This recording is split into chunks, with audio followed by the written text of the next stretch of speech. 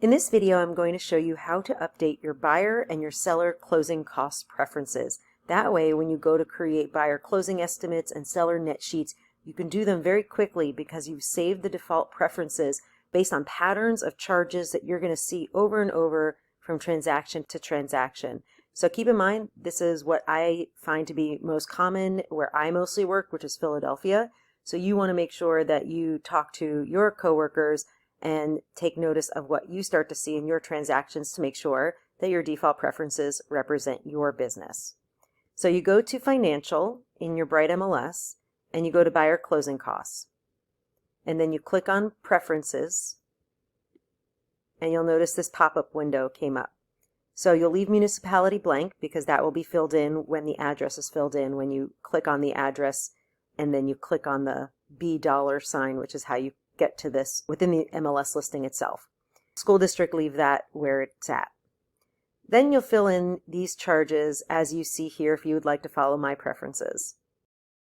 So I start with $550 for the appraisal, $100 for the credit report, $1,200 for the document prep fee, and I explained to the buyer that this is one large fee that a lender typically charges, and they might call it different things like commitment fee, underwriting fee, application fee, processing fee, but this is just a catch-all for that large fee.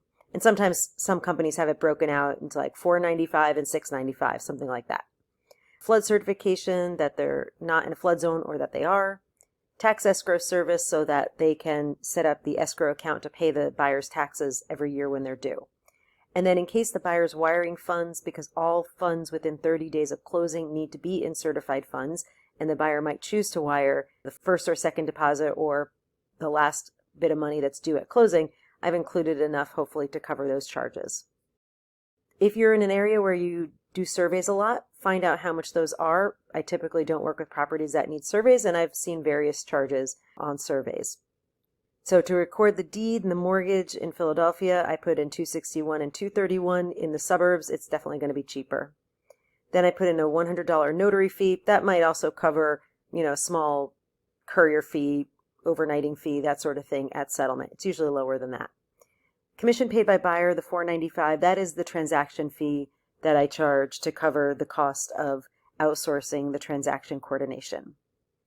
I'm estimating $500 for a home inspection. If this property is a multifamily property, you want to add probably about $200 for every unit to account for the multiple kitchens, multiple baths, larger property. If you recommend a sewer line video, then you put in $400 there and call it prepaid since it will be paid in advance of closing. Termite inspection, $125 or less. Radon inspection, $175 or less. And those are all the fees that I have saved for the buyer closing cost preferences. And then you hit save. And then you can close that window. And then you go to Financial, Seller Net Sheet, go to Preferences, and here's the window. So again, leave the municipality and the school district as they are. They will fill in later when you actually go to a specific property. And then put in the commission that you'd like to get on each listing. And if you have a transaction fee, that's where I put it, the $495. A VA buyer cannot pay for the termite inspection. So I put this here just as a placeholder to let the seller know that if they get a VA buyer, that they would have to pay for that fee.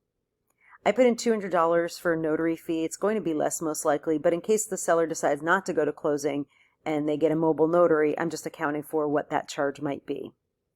In Philadelphia, the certification is $115.54. I will order that on behalf of the seller and then they'll reimburse me. A lot of the times in the suburban counties outside of Philadelphia, the owner is just calling the township directly and paying whatever their individual charge is directly. And then the last charge I save on the seller net sheet preferences is the $485 for a home warranty. So it is free to put a home warranty in place for your seller. Depending on the company, you might have to do it before you list or within 2 weeks of listing. And then the seller is covered up through closing, and then they can pass that on to the buyer with a 12-month home warranty. So that would reduce any concerns a buyer might have about their first year of home ownership and major repairs coming up. So many times I'll have this put in place. I'll hold it in my back pocket. If we negotiate it in the sale, then the seller will buy it for the buyer, and that way they're protected during the listing period.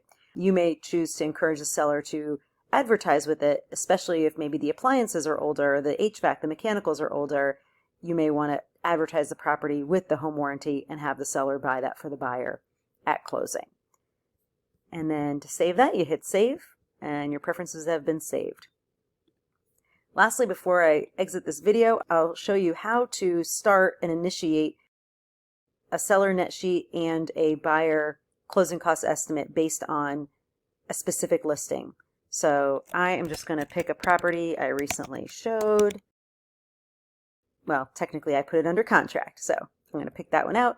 And you can see if you scroll over here, you see $B or S $. That's the buyer closing cost. See the little black bubble, buyer closing cost and seller net sheet.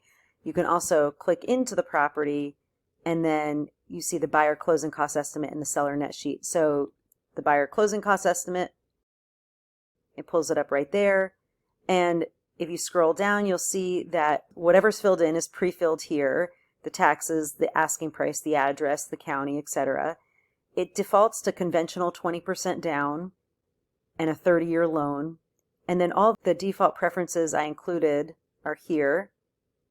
The only thing that's missing from this little section is the insurance. So I'm going to have to estimate that based on experience.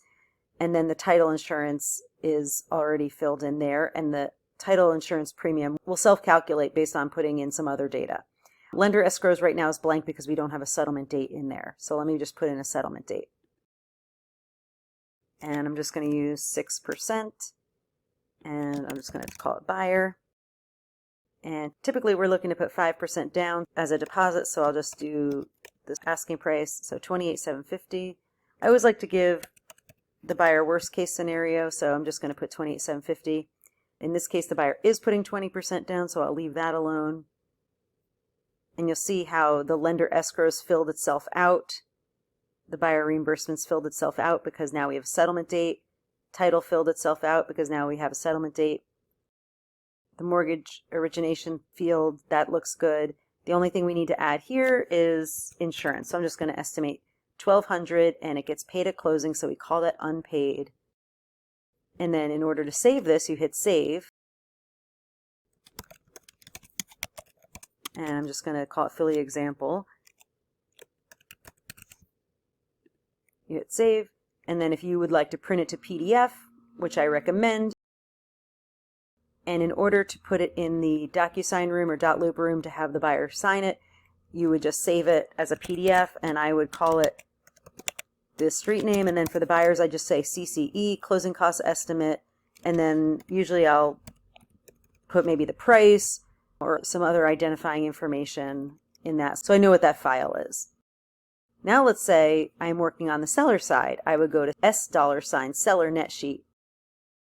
And so you see that the address is there, the assessment, the taxes, the sales price is there, the commission and flat fee pre-populated, and then the other charges, the termite, notary, certification, 485, those pre-populated because I had saved those, so I will just say seller. Usually seller's name does pop up because it already knows the seller's name, so I'm not sure why that didn't pop up here, but that's okay.